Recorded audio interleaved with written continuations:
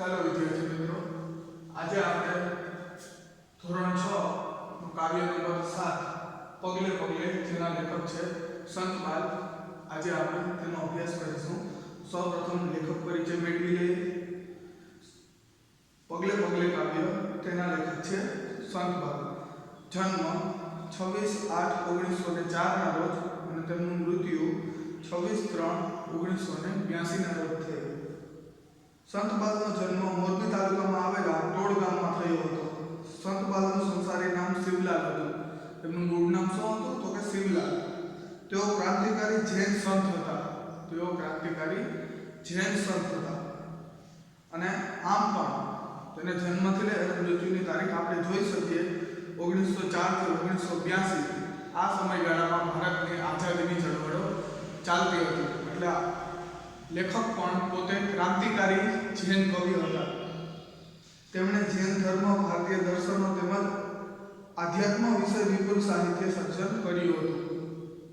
તેઓએ જૈન સાહિત્ય અને આધ્યાત્મિક એટલે ધર્મને લગતું ઘણું બધું સાહિત્ય લખેલું છે. સમાજ ઘડતરના તેમણે કાર્યો કર્યા હતા. સમાજને સુધારવાના તેમણે કાર્યો કરેલા.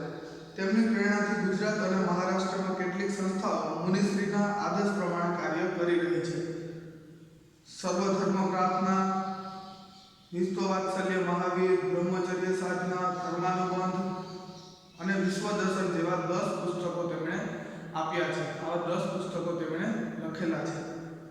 ચાલો હવે કાવ્ય વિશે છે લખેલું થોડું. પ્રસ્તુત શૌર્યગીત કુચ ગીતમાં કવિએ ડગલે ડગલે આગળ વધવાનું કહ્યું છે. આ એક શૌર્યગીત છે, જેમાં કવિએ છે એ ડગલે ને ડગલે એટલે કે પગલે ને પગલે છે જીવનમાં માણસે કોઈ દિવસ ક્યાંય અટકવું જોઈએ નહીં. હંમેશા છે એ આગળ ચાલતું રહેવું જોઈએ. પછી ભલે રસ્તામાં ગમે તેવી મુશ્કેલીઓ આવે તે મુશ્કેલીઓ પાર કરી અને જીવનમાં હંમેશા માણસે આગળ વધતું રહેવું જોઈએ, એવું આ કાવ્ય દ્વારા કવિ કહે છે. જીવનના માર્ગમાં મુશ્કેલીઓ આવે તેમનો સામનો કરી જીવન પથને ઉછાળવાનું કહેવામાં આવ્યું છે. કે જીવનમાં ભલે ગમે તેવી મુશ્કેલીઓ આવે પણ હંમેશા આવી મુશ્કેલીઓનો સામનો કરી અને જીવનમાં સતત માણસે આગળ ચાલતું રહેવું જોઈએ, એવું આ કાવ્યમાં લેખક દ્વારા કહેવામાં આવ્યું છે. ચાલો કાવ્ય.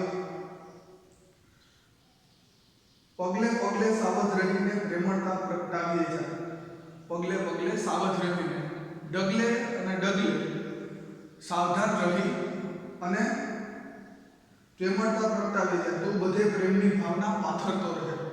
જીવનમાં ડગલે ને પગલે સાવધાન રહીને તું પ્રેમની ભાવના છે એ પ્રગટાવતો રહે. બધા સાથે હળી મળી અને પ્રેમથી રહે.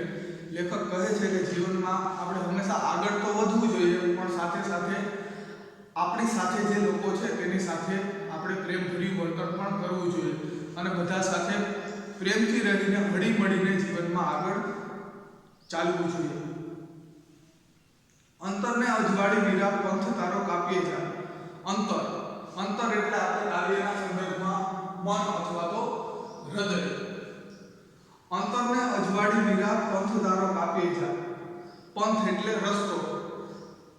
તારા મન હૃદયને સ્વચ્છ કરી તારા જીવનમાં અંતરને અજવાળી વીરા, એનો મતલબ એવો થાય છે કે તારા મન અથવા તો હૃદયને સ્વચ્છ કરી.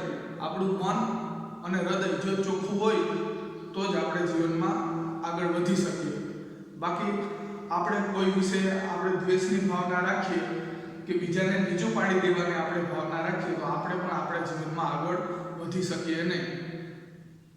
કર્મના નિયમને આધીન કે જેવું કરો તેવું પામો. જો આપણે કોઈને પ્રેમ આપ્યો હોય તો સામેથી આપણે પ્રેમ મળે. જો કોઈ સાથે આપણે વેર રાખ્યો હોય તો સામેવાળો વ્યક્તિ પણ આપણી સામે વેરની ભાવના રાખીને બેઠો હોય. એટલે તારા મનને સ્વચ્છ કરીને તારા જીવનના માર્ગમાં તું આગળ વધતો જા. પંથ તારો કાપી જા. મનને અને હૃદયને સ્વચ્છ રાખીને તારા જીવનમાં તું આગળ ચાલતો રહે. કાંટા આવે, કંકર આવે, ધૂમ ધકતી રેતી આવે. જીવનના માર્ગમાં શું શું આવશે મુશ્કેલીઓ? તો કે તારા માર્ગમાં કાંટા પણ આવશે, કાંકરા પણ આવશે અને ધૂમ ધકતી રેતી પણ આવશે. આ બધા મુસીબતના સંકેતો છે એ લેખકે કાવ્યમાં દર્શાવ્યા છે કે જીવનમાં, માણસના જીવનમાં અનેક છે એ મુશ્કેલીઓ આવે, પણ આવી મુશ્કેલીઓથી ગભરાવવું જોઈએ નહીં, હિંમત હારવી જોઈએ નહીં.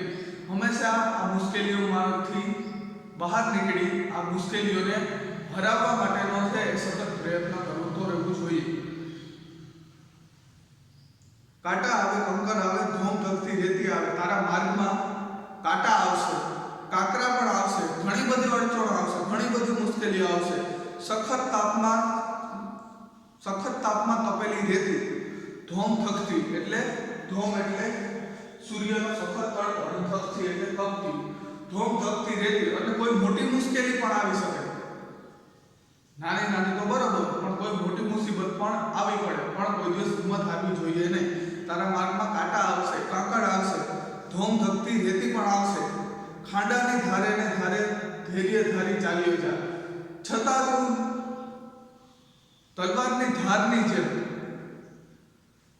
ભલે તારે ખાંડાની ધાર ઉપર તલવારની ધાર છે એકદમ કેવી હોય તો કે જરાક પણ ક્યાંય પણ અડી જાય તો એ વસ્તુ એ કાપી નાખે, હાથમાં અડી જાય તો ચામડું કાપી નાખે, બીજે ક્યાંય પણ અડે તો ચીરી નાખે.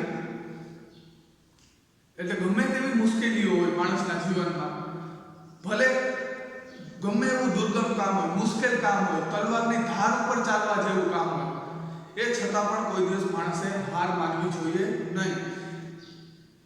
ધૈર્ય ધરી ચાલ્યો જા, ધીરજ રાખી અને ચાલ્યો જા. આ મુસીબતમાંથી તું એકને એક દિવસ જરૂર નીકળી જશે અને તને સફળતા જરૂર મળશે. ગમે તેવી મુશ્કેલી હોય પણ એ મુશ્કેલીઓનો સામનો કરી અને જીવનમાં તું ધીરજ રાખીને ચાલ્યો જા.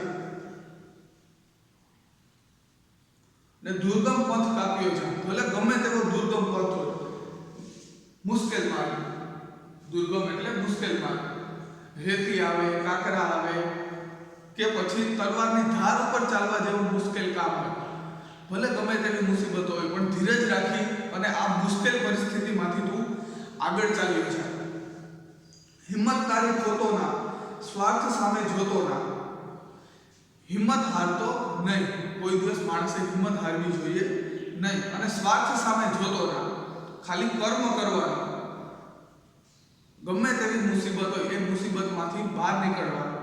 એમ નહીં વિચારવાનું કે આ મુશ્કેલીમાંથી બહાર નીકળી અને મને શું મળશે, ફળની આશા રાખવાની નહીં. હંમેશા પ્રયત્ન કરતું રહેવાનું.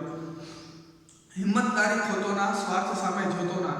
તારી હિંમત તું ગુમાવતો નહીં અને સ્વાર્થ સામે તું જોતો નહીં. શિસ્ત રાખીને સેવાનો તું પાઠ સૌને ભણાવે જા.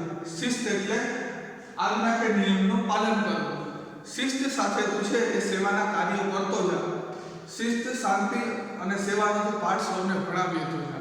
હંમેશા બધાને શિસ્તમાં રહેવાનું, ધીરજ રાખવાનો અને સેવા કરવાનો પાઠ છે એ બીજાને પણ તું શીખવતો જા. કોઈ દિવસ ઉતાવળ કરવી નહીં. કોઈ પણ કામ છે એ આપણે ઉતાવળ કરીએ તો એ કામ છે આપણું બગડે.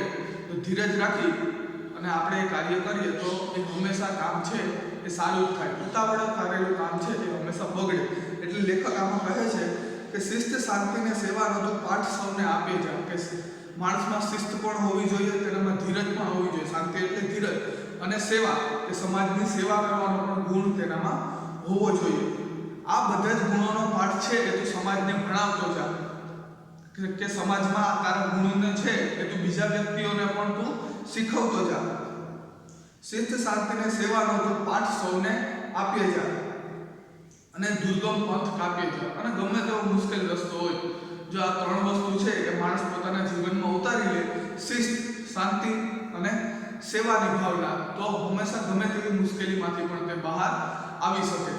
અને કોઈ દિવસ તેને જીવનમાં છે ગમે તેવી મુશ્કેલી પડે છતાં પણ તે એ મુશ્કેલીમાંથી બહાર નીકળવાનો રસ્તો એ માણસ શોધી જ લે. એટલે સદગુણોનું આચરણ કરી અને હંમેશા છે એ મુશ્કેલ પરિસ્થિતિઓમાં ધીરજ રાખી, શિસ્તનું પાલન કરી અને બીજાની સેવા કરવાની ભાવના રાખી અને ગમે તેવો મુશ્કેલ રસ્તો હોય એ તું કાપી જા. ચાલો, અહીં આ કાવ્ય પૂરું થાય છે. આપણે ફરી એક વખત શબ્દ સમજૂતી જોઈ લઈએ. સાવધ એટલે સાવધાન, અંતર, અંતર એટલે આપણે અહીં કાવ્યના સંદર્ભમાં જોવાનું છે. કાવ્યના સંદર્ભમાં અંતર એટલે મન અથવા તો હૃદય. બાકી તો અંતર છે આપણે કિલોમીટરમાં માપીએ પણ અંતર એટલે અંદરનું. આ કાવ્યના સંદર્ભમાં અંતર એટલે વન અથવા તો હૃદય. પંથ એટલે માર્ગ અથવા તો રસ્તો. ધોમ સૂર્ય અથવા તો સખત તડકો. આપણે કહેતા હોય ને ધોમ ધકતો તડકો છે એટલે એકદમ છે ફૂલ ગરમી છે. ધકતી એટલે તપતી. ખાંડું એટલે તલવાર. ધૈર્ય એટલે ધીરજ.